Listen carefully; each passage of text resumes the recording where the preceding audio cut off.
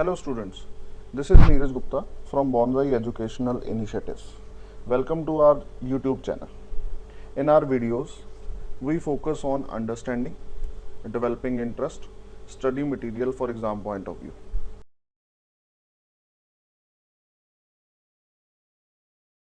Now let us move to first life process, that is nutrition. Let us discuss this life process in detail.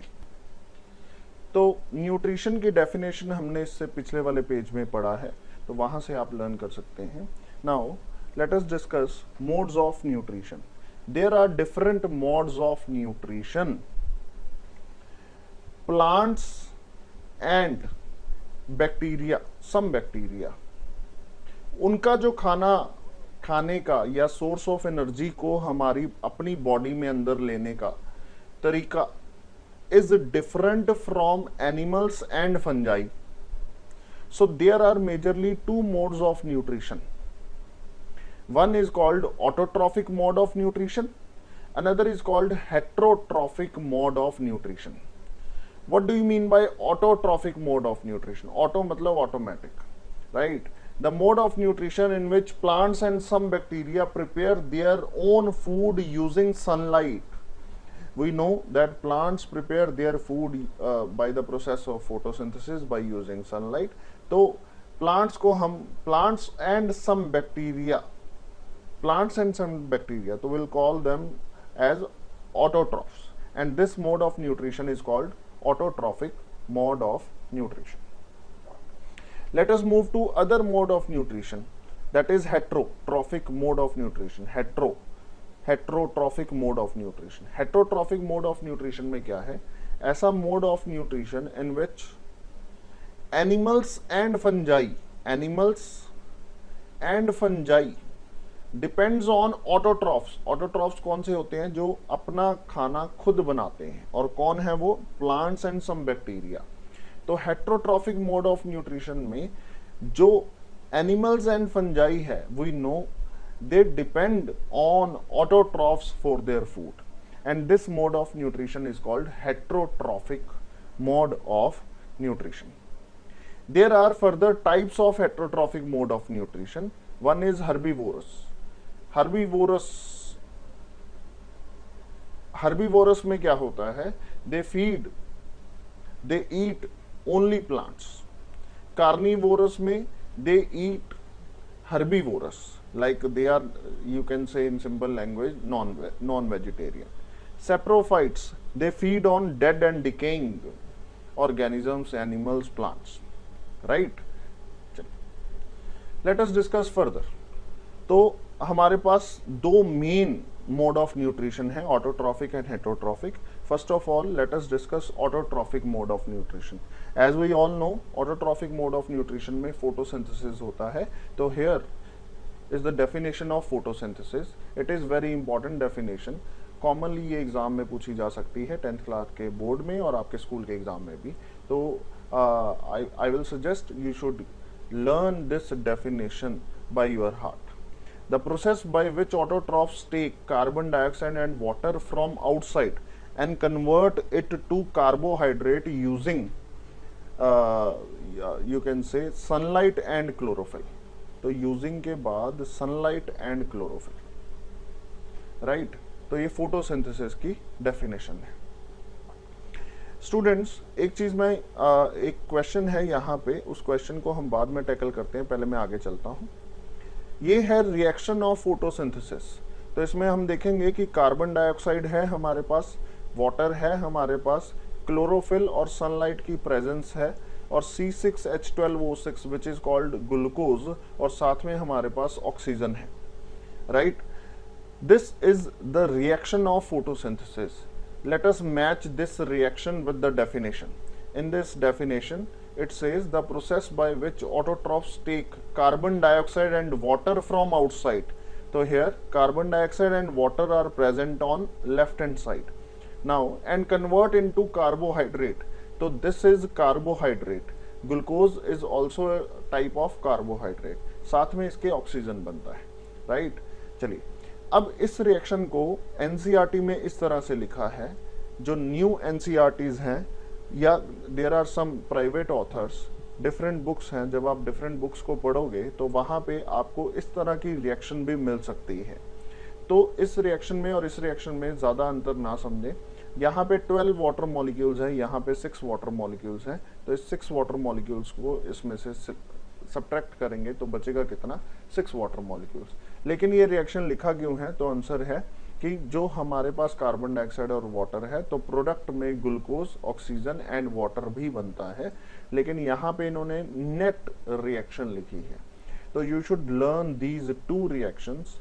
आप लेकिन exam में इनमें से दोनों लिख सकते हो, it is up to you, right. Now we know that the product of photosynthesis is glucose which is a type of carbohydrate. इसका मतलब क्या है कि कार्बोहाइड्रेट बन गया।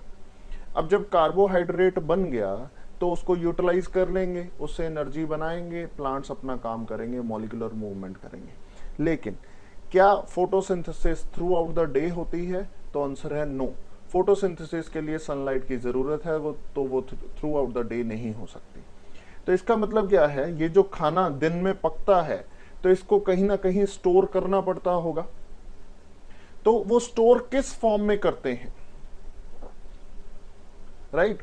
जैसे प्लांट्स स्टोर करते हैं ऐसे ही we animals also store the carbohydrates formed during our processes, right?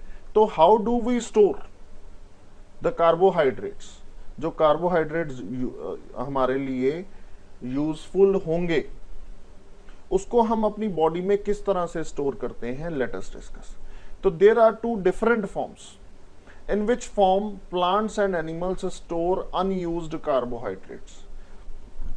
So students, very important, plants store carbohydrates in the form of starch and animals store carbohydrates in the form of glycogen.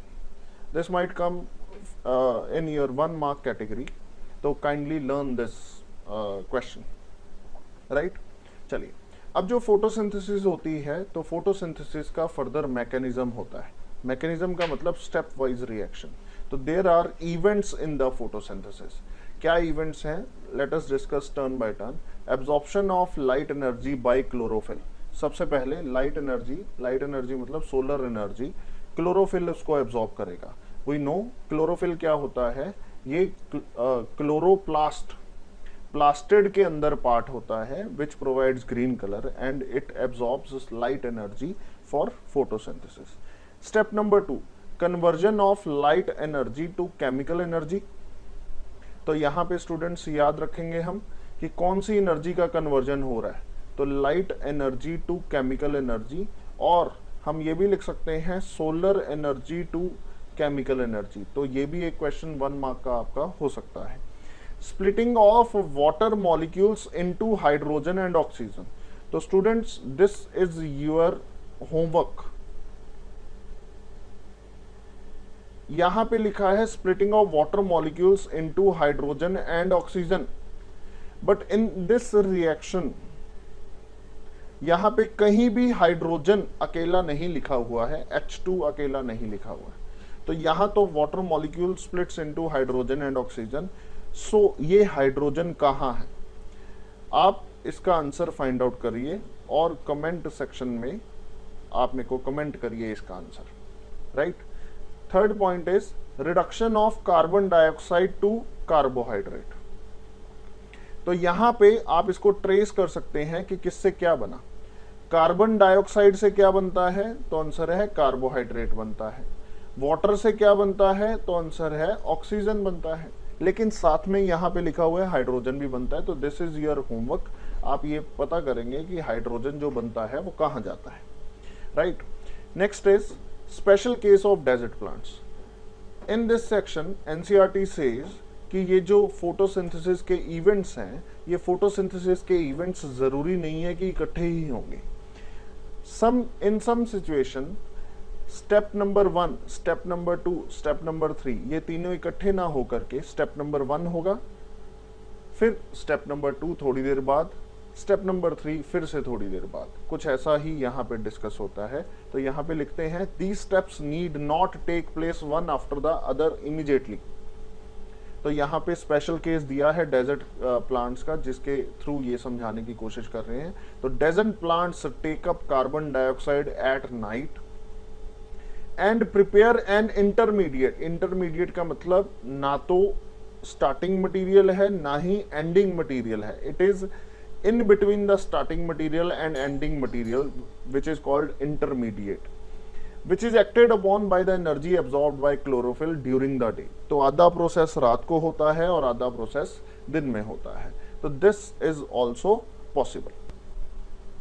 यहाँ पे हमारे पास diagram दे रखा है cross section of the leaf. इसके लिए हमारे पास एक अलग से वीडियो है जिसमें हमने लाइफ प्रोसेसेस के सारे डायग्राम्स को बनाने की कोशिश की है। तो डायग्राम मेकिंग के लिए आप उस वीडियो को देख सकते हैं, राइट। तो इसमें एक पॉइंट आप ऐड कर लीजिए। यहाँ पे इस डायग्राम में आप यहाँ पे देखेंगे ग्रीन डॉट्स दिए हुए हैं। ये these green dots are cell organelles called chloroplast which contain chlorophyll. तो which is responsible for green colour, और दूसरा हमने यहाँ पे देखा है absorption of light energy by chlorophyll, right.